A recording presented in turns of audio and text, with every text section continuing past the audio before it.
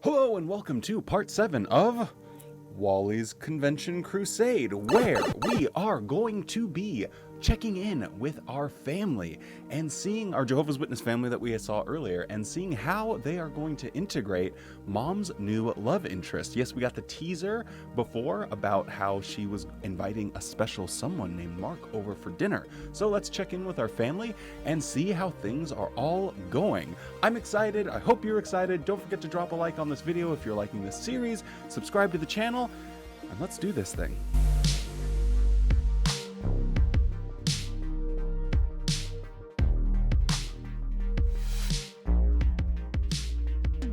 We are overjoyed that you are among the millions around the world who are viewing this convention. An infirm Bible student named Joyce, who lives in Southeast Asia, expressed her appreciation for these arrangements by saying, "With the convention being streamed online, I don't have to miss a single talk. I can watch the program with the rest of the Brotherhood worldwide. I am so thankful to Jehovah for this arrangement." Perhaps you can relate to her expressions. My only question to Gary would be, if this was so important for the streaming services to be available to the worldwide brotherhood, then why did God wait for secular organizations to come up with the technology to make it available to the Watchtower organization? I would think if that was a priority for God, he would have gifted the plans and, incepted the governing body with the code in order to be able to handle this project. But, of course, they always wait for someone else to do it, and then they just chalk it up to a wonderful blessing from Jehovah. Thank you for the generous donations you have made online at donate.jw.org and by other means, which help make these streaming services possible. Thank you to everyone that helped support the JW Thoughts channel. I know this is a weird way to do it, but he said it, and so I just wanted to give you guys a quick shout out. So thank you for all the people that have been subscribing lately. Thank you for the people that have sent donations via PayPal. That'd be a really weird website. Don't look at my search history. And thank you to all the patrons, everyone that donates during live streams or premieres. I very, very, very much appreciate it. And you help keep the lights on here. So thank you so much. Shout out to you guys. And I do think it is interesting because I have an untapped a position that I'm not trying to monetize. Because Gary Barreau here says, thank you for the donations via this website and other means.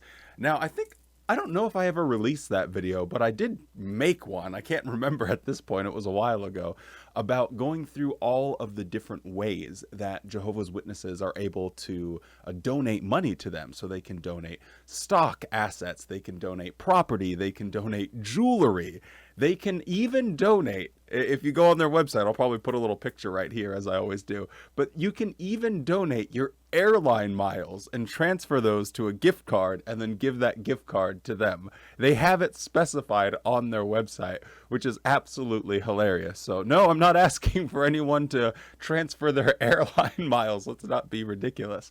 But hey, maybe I'm doing things wrong and maybe they know a little bit better than me. But anyway, all jokes aside, I do very, very much appreciate it. And yeah, you guys help keep the channel alive and help it to grow. And hopefully we can just keep cracking on. So thank you so much. And let's actually do this. We'll probably skip the rest of his introductory comments because I imagine they'll be boring. Family peace is precious. It's even as the Bible proverb says, better is a piece of dry bread where there is peace than a house full of feasting along with quarreling. But what exactly is family peace? Someone might say, as long as we're not arguing, our family's at peace. But is that real peace? We might think of two countries that were fighting but have now agreed to a ceasefire. Does the ceasefire mean that they've become real friends who love one another? No. We know that genuine peace takes more work. That's true in the family as well. Our Heavenly Father knows that the most satisfying family peace involves more than an absence of arguing. It involves a family's well-being and unity. Is such peace in a family today really possible? Although none of us have a perfect family, the answer is yes. While it requires work, perhaps breaking bad habits that disrupt peace and adopting new ones that promote it, those efforts are worth it. Raise your hand now if your blood is boiling as soon as they even mention the concept of family peace, an organization that systematically, which is important because a lot of families do have problems. A lot of families do experience shunning or excommunication for a lot of different reasons, but it's unique with or not necessarily unique, but it is a little bit different than the normal with Watchtower because it's a systematic thing. They are told that they have to shun people, and there are repercussions if you don't sufficiently shun those that are members of your family that have left the organization. So their talk of family peace is entirely predicated on their loyalty to Watchtower. That seems like it's kind of a problem. The focus of our first talk is showing love and respect. Why would you say these two qualities are so important to family peace? Well, it's simple. Because family members who love and respect one another feel secure and appreciated. As a result, our relationships are warm, close, and peaceful. Of course, showing love and respect can be a challenge these days. In the following dramatization, notice why. So he talks about the quintessential bonding ingredients here to help emulsify the family. And what does he say? He says love and respect. Well, in previous episodes, we've already talked about their skewed view of love and how it literally makes no sense. You can't just say love with your mouth. You have to demonstrate love with your actions. So we can just kick that one right out, knock it out of the park. Hey, see you later. Now, what about respect? This one is a little bit more interesting to me because why won't they respect people's opinions? Why won't they accept or respect someone enough to say, you can think your own thoughts? Well, see, that's the problem when it comes to Watchtower. They have no respect for an outside opinion because it is automatically thought to be a product of Satan's system, infected with satanic lies. And this is a barrier to the whole concept of respect, because all they can do is respect someone right up until the point they disagree with them. Is that really respecting them, or is that just living in some god-awful Stepford Housewives parallel universe where everything is kooky and crazy? I just find that he's saying this love and respect to be really annoying. But let us check in with Irene and co. and see what's going on in their lives.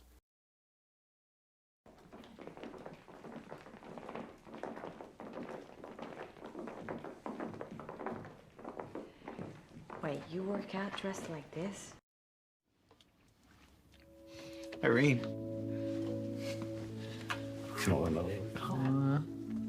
You look so handsome. No, you look beautiful. Those came out so nice. Look at you. It's the day. Look at how easy you're so surprised. Sorry, Olivia. Are you okay? Yeah, it's okay, Sue. I'm so sorry. No worries. I'm all moved in. That was the last box. Dad, are those the wedding photos? Let me see. Look at here. Oh, y'all look beautiful. So now we're going to be presented with a situation that is very difficult. Now, my personal experience with this is I was a little bit younger, and when my stepdad came into our lives, it was like a welcome breath of fresh air because my mom was a little bit crazy, and he was like a stabilizing factor. Intellectually, he's probably like a 2 out of 10, but as far as like support and, like being there as when I was a Jehovah's Witness, I would have to give him like an 8.792 out of 10. He was a genuinely good guy, and I can't really say anything too bad when he came into my life about my childhood. It was almost like he was a Jesus figure, as a savior. Now, the situation is escalated whenever we're talking about teenagers here, which is the situation, and another teenager that's the same age as Olivia would appear coming in, and the expression on her face really says it all. Oh, that's so great. I'm so happy you moved in. So it is a very difficult circumstance, and there's probably not too much to like make fun of for them because their parents obviously deserve their happiness. Their parents are supposed to take care of their kids. So it's a weird not power balance, but a weird balance that has to happen when it comes to a situation like this. But what I'm interested in is how is Watchtower going to position themselves as the ones with the answers to help the situation, because we know ultimately that's what's going to happen. Watchtower is going to say, now, how did following our advice make this situation easier? And my point will be, at every turn, their advice will make everything probably a little bit worse. That dress looks so nice.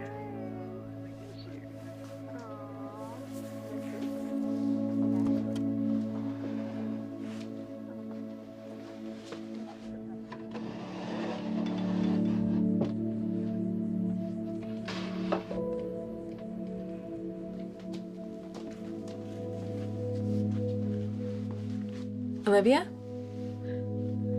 I know this is all new, baby.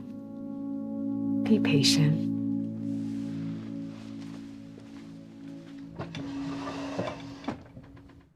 The sacred saint of wisdom is back, and she has her galaxy-brained idea. I know it's all new, baby. Just be patient. Walk off. I don't know why they... Whoever wrote this, just maybe they're trying to make her out to be like the worst mom of all time. Like just the dumbest, stupidest things you could possibly say. Hey, just be patient. When she was having the problems, yeah, it was good you didn't smash their phones. Let's read a scripture. Let's dig a little deeper into the scripture that has nothing to do with you. This woman is not qualified to have a teenager. That's just my personal opinion here, but we'll see if she gets any better. Maybe she'll learn how to be an effective mom through studying God's word, the Bible. Can I cut in? Yeah, sure. Thanks.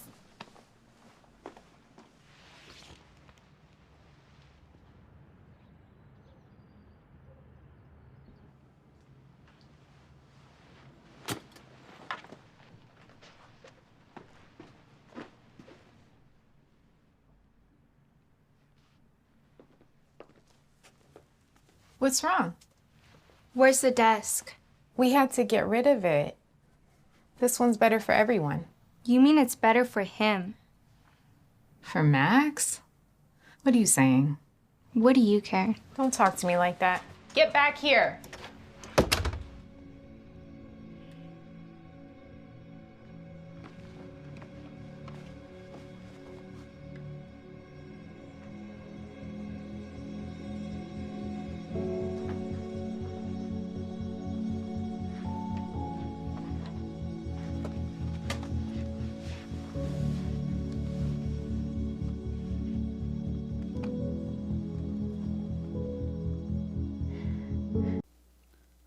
So, I still don't know why they're portraying this mom in this way. She said it's better for everyone. And yet, how can you say that if you didn't consult your daughter about it? Obviously, it caught her by surprise. So how do you just say, well, it's better for everyone? Well, aren't I someone? And then she's like, you don't talk to me that way. You get back here. And then doesn't even go and try and, like, talk to her at all. Hey, Olivia.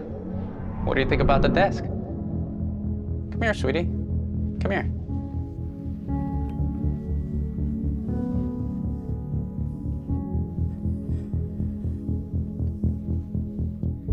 So you never forget that I love you. I hope you like it. Mom, I just gotta say, that was ice cold. Ice cold. I don't know exactly what happened with the dad yet, or we don't know, but my goodness, obviously she cared a lot about it, and you didn't care a rat's ass about her. Ugh. Today, every family faces challenges of some sort. So let's consult our roadmap together in the Bible at Romans chapter 12 and verse 10. Would you read it with me, please? Nope. Regardless of the role we play in the family, each of us needs to treat our family members with love and respect. We need to take the lead or initiative to do so. Okay, so there is a scaling process that happens in this situation depending on one's responsibility. And a parent has a higher responsibility of demonstrating that love and respect than a child would, because they are the parent. You can't turn around when he says every member of the family. Well, yes, that's true on some level, but you at least need to put it on the parents that Yes, it is your responsibility to take the lead in this action.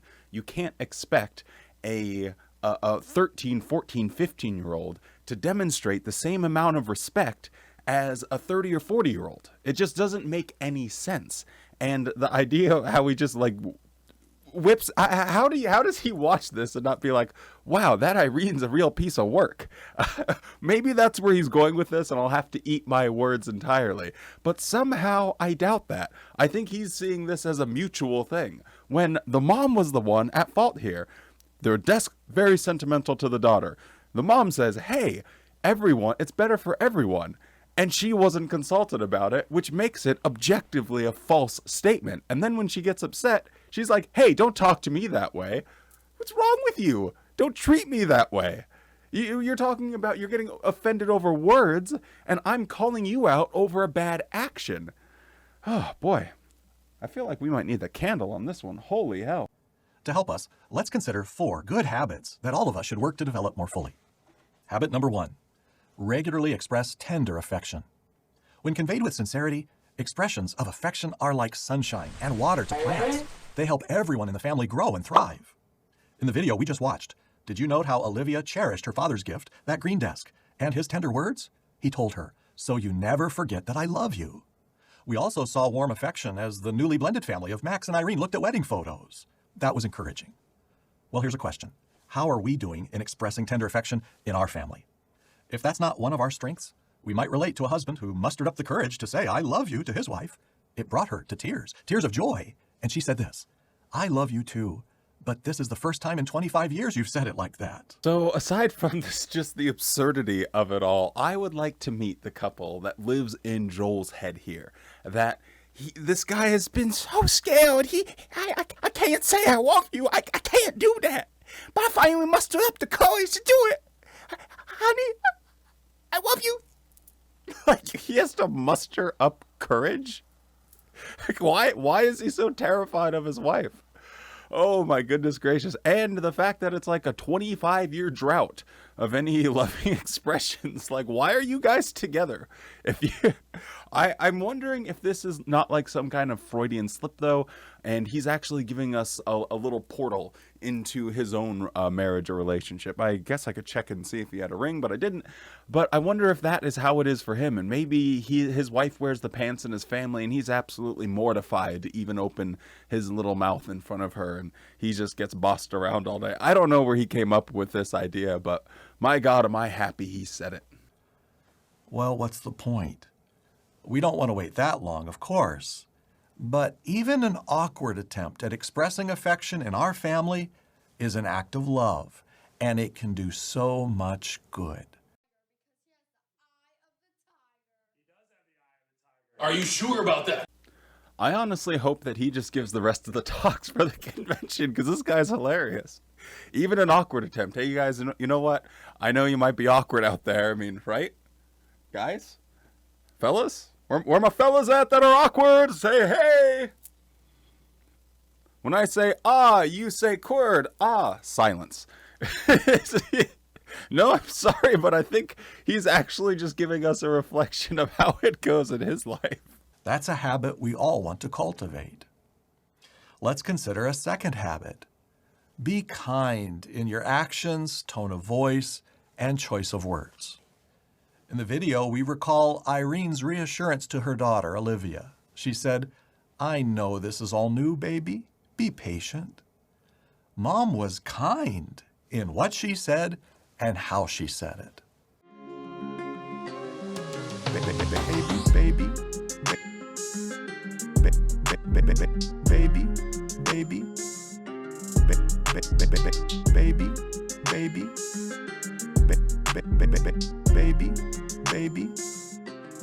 baby.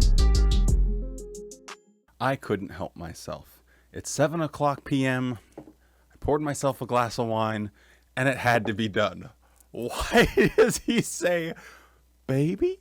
In such a weird way. It just made me immediately uncomfortable. So I was like, well, I think it only took me like 5 minutes, but my God. It already played in my head as soon as he said baby. I was like, yep, I know exactly what I'm doing with that. Oh my goodness. But let's just take a second to actually get serious here. As we said before, what she said was not that effective, and yet he's praising her. He's doing the exact opposite. I thought they were going to be like, now, that was a pretty bad example, but how can she be better? But no, they're praising her for saying, baby, just be Well, you know, I messed up. I don't feel like doing another take. They're praising her for saying, baby, just be patient. And then walking off with the laundry basket. When she's sitting there looking at her biological dad's desk that has sentimental value, and she's like rubbing a little heart that he drew in it when she was a little girl, and she looks over her shoulder at this whole situation, and she says, be patient. And in Joel's little peanut brain, he thinks that this was an effective, kind way to talk to someone. I don't even know where the rest of this thing is going, but my God, this might be my favorite part of the convention so far, just because it's so bizarre. I guess that's the best way to put it. It's just bizarre and odd. But anyway, let's let it ride, baby. Get it? Haha. A little later, though, Olivia was upset. While we know she was hurt, her speech and actions were not so kind, were they? Okay, I feel like I'm actually losing my mind. Comment down below if you actually see this as I do, or if I've completely lost my brain cells. Because how can you fault the daughter in this situation? I can't think of a scenario where it's not like, oh, I'm just going to go run up and look at your wedding pictures and everyone's just a big old happy family. She's obviously struggling with the situation, which is fine. It's not an easy situation that she finds herself in, and yes, it might take time, but there are more nuanced ways. There are more things you could say and do in order to reassure her, in order to comfort her, in order to give her a larger perspective. You can even offer some solutions about creating some boundaries and space and things like that. Don't just say, oh, it'll take time. And then he blames the daughter. I just can't even understand where, how, who, what, why. This will go back to back with the last clip. I just cut it out here because and I'm not even joking, he literally just says, making time to talk, saying please and thank you, and that is how you show kindness to people. Thanks. Number 3, be quick to apologize and forgive freely. In the video, Olivia's new stepsister, Sue, apologized after she bumped into Olivia with a box by mistake. That apology promoted peace. When you and I realize we've hurt someone, even unintentionally, what should we do? We should make amends quickly. I am still waiting on an apology for Watchtower for isolating me from my entire family and for it causing me years, and maybe moving forward will be decades of emotional stress and trauma. I'm still waiting for my apology, but apparently they see the need to apologize if you bump into someone with a box. That is necessary of an apology, and yet destroying someone's entire life, that could go either way, really. I mean, who am I to say? That's why we're down here. None of us can do anything. It's the truth. We show respect both for Jehovah and all of our family members. Now, let's think about Olivia and her mom. In the next video, note how peace can be restored by showing love and respect.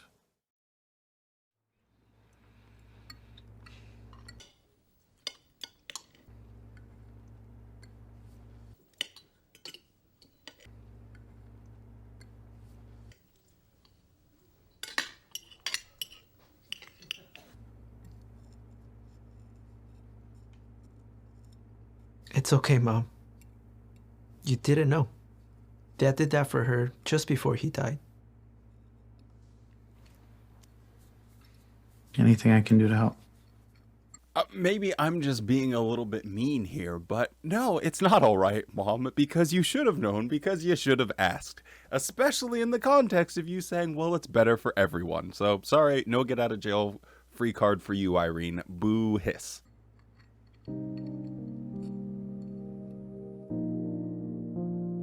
Romans 12:10. In showing honor to one another, take the lead.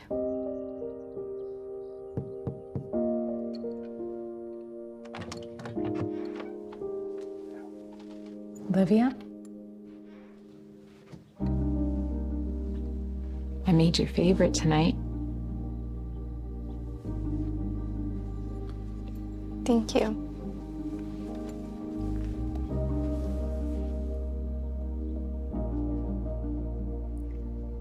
I wanted to tell you I didn't handle that so well today. You had good reason to be upset about the desk. Mom, you didn't know? It's just one of those things that Dad did just for me. I know he's my stepdad now, but I just wish he would have checked first. It wasn't Max. It was me. I wanted to surprise Max with a place for him to do his work. So he didn't make you get rid of the desk? No. I just thought you both didn't care. I will never, ever stop caring about you.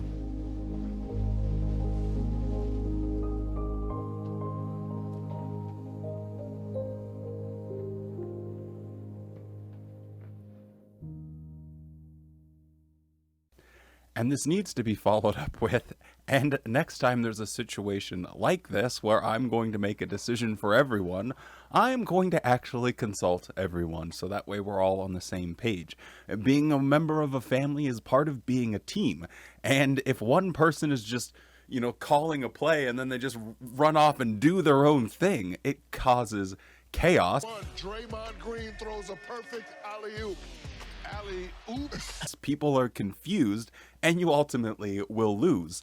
So I guess we can say she did kind of a good job here, so maybe we just bump Irene's parental skills up from a 0 to a 0.79. So she's a 0.79% of being a parent. So yeehaw! Our previous talk reminded us that it's possible for a family to enjoy peace, but it takes work. Let's look at one more step that can help us stay on the road to peace, and that is good communication. A family promotes peace when all the family members communicate in an open, calm, and honest manner. But how does communication help with peace? Well, a pattern of good communication keeps a family close. It helps us to identify and address problems before these reach a point that they take peace away. Now, that may seem obvious, but isn't it true that we may find that between work and school and meetings and ministry and recreation and just life in general, that it's hard to find time to communicate as a family? Is that a challenge in your family? In the following dramatization, notice what habits hinder family communication. This might be a little bit anecdotal, but I found it easier to communicate with other people once I left being a Jehovah's Witness, because everything, your entire life when you are a Jehovah's Witness, revolves around repression. You're repressing your thoughts, you're repressing your questions, you're repressing your ambitions, you're repressing your sexual desires, you're just repressing everything. And it makes it easy because you're just surrounded in a world of holding things in and burying things down, to not communicate honestly with the people around you that you care about. It's really, really easy because we get so much practice being Jehovah's Witnesses that it's like, well, I don't need to say anything. Well, I don't need to bring that up. Well, I can just handle it. Whatever. It's fine. The paradise will be here and everything will be hunky-dory by the time I won't even remember it in the paradise. I remember specifically I would say that to myself, well, I'm not even going to remember this situation in the paradise, so why worry about it now? And I think that is indicative of what it's like being a Jehovah's Witness, repressing and holding down your feelings and never truly growing up and being an adult that can effectively communicate with other people.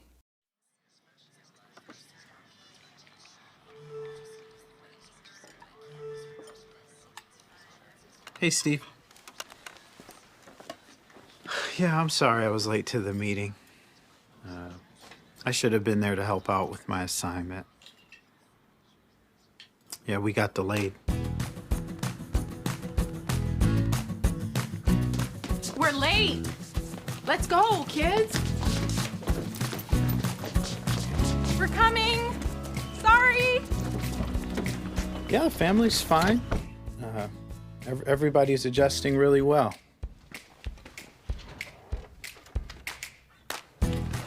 Anyone see my glasses? Anyone?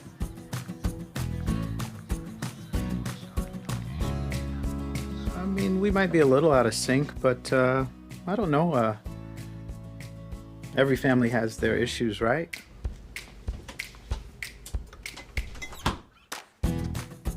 You going outside now? Mm-hmm. Hey, well, thanks for understanding. All right. Okay, take care. All right, bye-bye.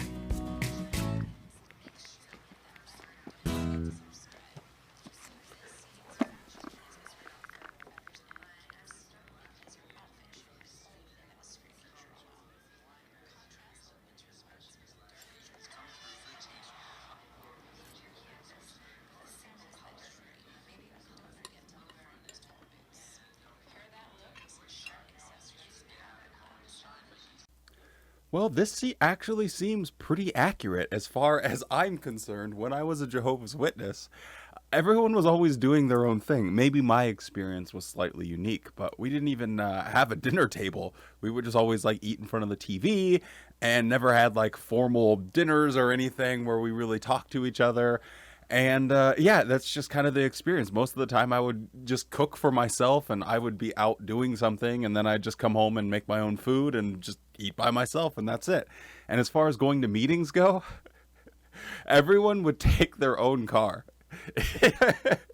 It was so funny because other people in the congregation would kind of like chuckle at us, and we would chuckle at them. Like, you know how like hell it is when trying to organize everyone's schedule and then you all ride to the meeting together? It's so much easier, and we live pretty close to the Kingdom Hall. If everyone just, so my dad took his car, I took my own car, my mom took their own car, because we would all have like different sort of rhythms and timing. So I think actually at Watchtower, pretty accurately, at least in my personal experience, described exactly what it's like being a Jehovah's Witness in a family environment. It's this whole concept of I don't really need to put in that much effort. As long as I'm a good Jehovah's Witness, I get the stamp of approval. So hey, I'm a pioneer and I'm doing all this stuff for Jehovah. Boom. I get auto-corrected and I don't have to worry about actually doing things for other people. I mean, obviously I did because I'm not an asshole. But I just found this, like, the whole situation pretty funny. Now, from a different perspective, I can see how this could be like, whoa, whoa, whoa, what's going on here? Everyone's just got their phones out at the dinner table and no one's talking. But, I mean, no one's really setting the example here, so it's not like you can point to any individual and fault them for it. And once you get into this pattern, it might take a while to get out of it. But, hey, I found this one to be pretty relatable. Did you notice some habits that hinder family communication? In the case of this family, it seems like technology is stifling their communication. Yes, I love technology, but not as much as you see. But I still love technology. And they obviously have some things they need to communicate about. Punctuality, dress, and grooming. But it's not happening. What was obvious about their dress and grooming that needed attention, even from Watchtower's perspective? I guess we can just roll back that clip and see if we can spot anything wrong with the dress and grooming from Watchtower's perspective, other than perhaps not wearing, of course, you know, tan pants. We're late. Let's go, kids. We're coming. Sorry. Yeah, the family's fine. Yes, I see the obvious now watching it a second time. The one girl is wearing open-toed shoes. I mean, they're all wearing flats, so no heels. But she is wearing, I mean, some brother at the Kingdom Hall might be offended and might just be like, it's a boy. Because he sees, you know, the few little toes in her shoes there, and he might just be going wild. Who's going to be cleaning up the men's restroom after that meeting is what I really wonder about. What are they talking about? You have people dressed like they're straight out of I Love Lucy, and they're like, and obviously, obviously there's things that need to be addressed with respect to their dress and grooming. I don't know what's so obvious. Or are they just mentioning that this guy the kid doesn't have his tie on? Does he need to have his tie on when he's driving to the Kingdom Hall? One sister named Dawn states, "When there are problems, the first thing I do is ask Jehovah in prayer to help us resolve the problem calmly. Then she says, then we talk with the family member privately and really try to listen to their side of the issue." So I cut out about 5 minutes here where he just talks about a scripture, and I can hardly even remember what he said, but nothing was even remotely remarkable. But I did find this interesting when he quotes a random person named Dawn. And a part of her advice was, to talk to them in a calm setting and privately. And one thing that I noticed during that dramatization that I didn't say anything because I was like, well, it's not that big of a deal, but I thought I'd mention it here because he brought it up, is that when she went in to talk to her, she left the door open. And if you're trying to have a private conversation with someone, there's no better signal that, hey, do not cross than going into a room and closing the door behind you. Because, just looking at the specs of the house, it wouldn't appear that they were too far away, and there's a good chance that they could hear everything they were saying. So it wouldn't make for a very open environment, right? If someone's like talking about their new person that just moved into the house, and they're in the next room with the door open, and they know they can hear them, they're not really going to be that open in giving you their real feelings about the situation. And it's something that I was like, why doesn't she just close the door behind her? That would be actually creating maybe a better environment. Like, hey, I just want to have a private conversation in a safe space. But maybe I'm wrong about this. Maybe I'm crazy, but just something I noticed. It's cool moves, easy. Let's watch more of our dramatization and notice the benefits of developing habits that promote good communication. I don't know. What do you think? We all have to work on it. I know I need to. Why don't we approach it that way with the kids? Just be open with them. That sounds like a good idea. Okay, so Irene and I have been talking about communication in our family. We want to talk about our phones and other devices. You're not talking about me, are you? You can't do that. I know that we can all be more balanced, but You're joking, right? You mean you them. can't take them away. I haven't done anything bad. I have responsibilities. Hold on. You're always on your phone, too. That's true. So? Okay, there's an actual problem here, because if you are talking to someone and this was your approach and that was their response, then you absolutely have a problem on your hands. If they just go from 0 to 100, whoa, I've never done anything. You're not talking about me. It must be them. Well, you're always on your phone too. Bro, chill out. I just was suggesting maybe for 30 minutes while we're at the dinner table, we could just put the phones down. Not a big deal, Chief. And they just like go turbo freak out mode. This is so completely unrealistic. It's just not even anywhere close to reality. Whoever wrote this, it must have been written by Stephen Lett, someone that has no experience with kids and absolutely hates them anyway. And he thinks, those dirty kids, they'll probably just reject this conversation right from the jump. Oh my Lord. Anyway, let's see how this goes. Okay, let's just talk about it. All right? Sue, can you read Ephesians 5, 15, and 16 for us, please? I hate it here. So keep strict watch that how you walk is not as unwise, but as wise persons, making the best use of your time, because the days are wicked. So, how do you think we're doing with our phones and other devices? So this legend of logic is thinking that the best way to approach the situation about having a problem with spending too much time on the cell phone instead of taking time to spend with the family, his approach is to read a few sentences out of a book that was written over 2,000 years ago, and then to ask the kids a question. How do you think we're doing? When their main argument was, hey, you spend all the time on your phone too. I mean, I guess he did say, how are we doing? So maybe they'll just throw it right back in his face. But anyway, that just cracked me up. It's like, I don't know how brain dead that the writing department has gotten. We saw it earlier with Irene. She had an inability to construct a sound thought in her brain other than, oh no, oh, the Bible. Oh, thank God. Okay, the Bible.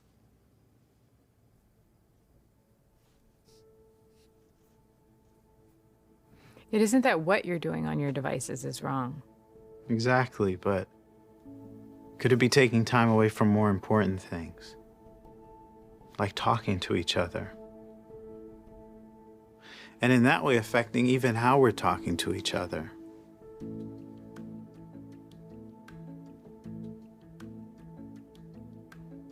Yeah. I think it'd be smart to have some boundaries then.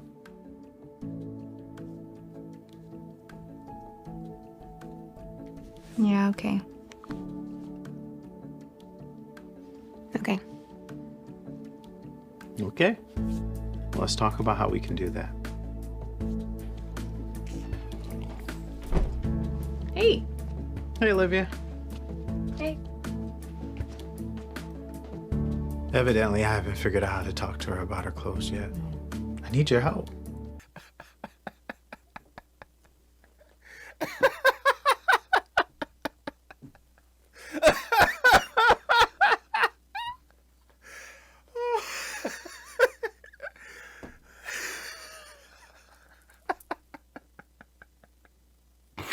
I can't even.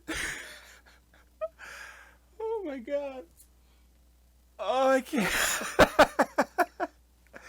I can't even come up with a coherent thought. Oh my God. Oh. Oh Lord, let's just take a look at what she was wearing.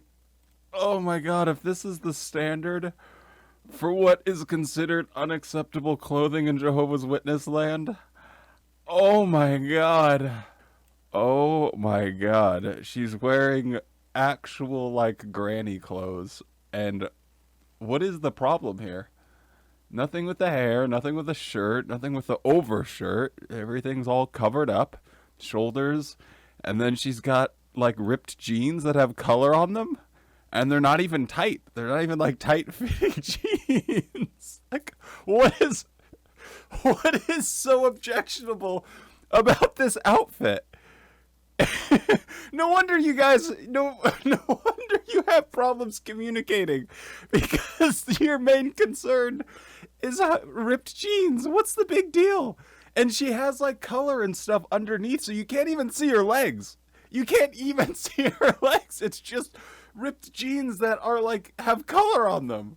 What the hell? Like, what in the actual fuck is going on here? Oh my God, my cheeks hurt. That might have been the funniest thing so far in this entire convention. Oh, I don't even know if any of that was coherent. The mic probably just peaked the whole time, but oh well, it was a great moment, and I'm happy that I'm here. Cheers to you guys. I know we watched these at 6 a.m., but I'm recording it. Well, it's now 8, so whatever. Oh, man. Sometimes you always wonder, like, why am I watching all of these convention videos? And then you get a moment like this, and it just it just makes your day. Oh, golly. Hey. Hey, Olivia. Hey. Evidently, I haven't figured out how to talk to her about her clothes yet. I need your help. I got this one.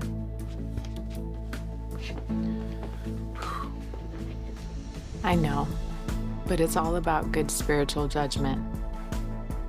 Do you think that these trends reflect Jehovah's view of respectable dress?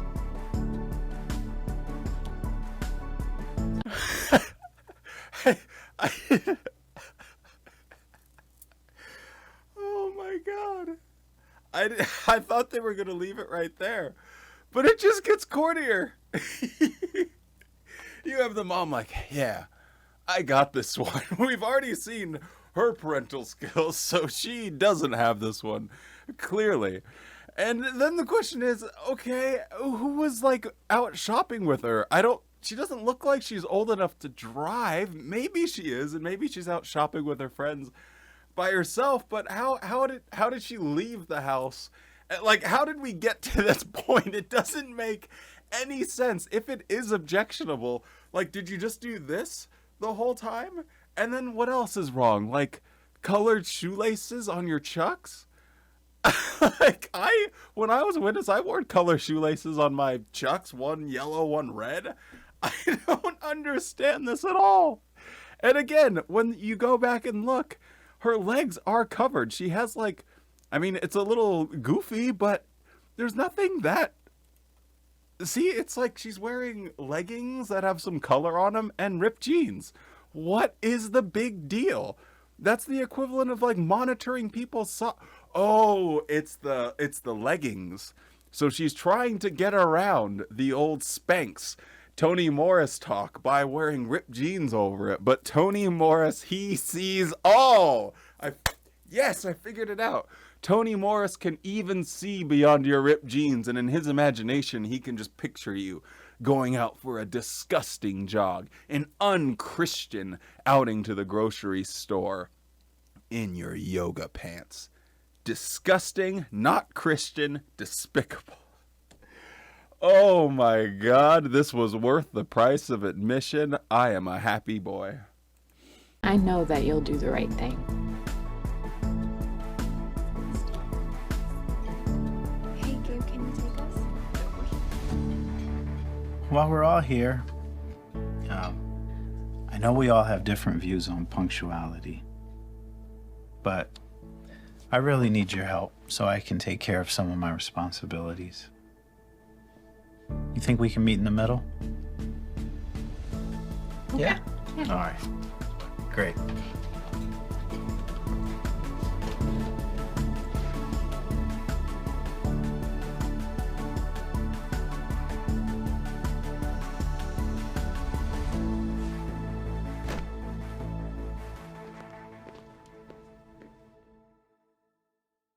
Now you have options. If you don't like the pair of jeans, you can donate them to someone. You can give them to someone. Someone else would very much appreciate a pair of jeans that ostensibly has hardly been worn, because I doubt she was wearing them for that long. And then what is this about, hey, can we meet in the middle? He didn't offer any meet in the middle sort of compromise. It was like, hey, I need your guys' help so I can be on time for my assignments. Can we meet in the middle? Like, what does meeting in the middle mean? He didn't. I don't really get that little sentence there. But I love the happy JW sitting around, and he's like, "Hey guys, I just got to talk to you about punctuality," and everyone's like, hitting him with the full-on Donny Osmond smile, just like Turbo Jehovah's Witness. Yeah, I'm so happy to be here and doing this. Oh my God, this is great. And I think that will be a fitting conclusion for part, is it 6? No, I think we're in part 7? I can't remember because I edited one earlier. Was that part 6 and this is part 7? Or was that part 7 and this is part 8? This is a fitting conclusion to this part of Wally's Convention Crusade. That's how we'll get around that old hootenanny. I think that this was really great. I hope you guys watched to the end of the video because my God, was this funny. Maybe I'll put a quick montage at the beginning so that way people can see what they're getting into, so that way they can actually see all of this nonsense. But man, oh man, was this super fun and funny. I hope you guys enjoyed it, and I will see you tomorrow for the next chapter in Wally's Convention Crusade. And what was it earlier? The Paradise Palooza? No, that was the other one. We need a name for this one. The Fantastic Frantic Family Fuckery. Yes, we will check in tomorrow for the Fantastic Family... What is it? Frantic Fuckery. Anyway, see you guys tomorrow. Bye.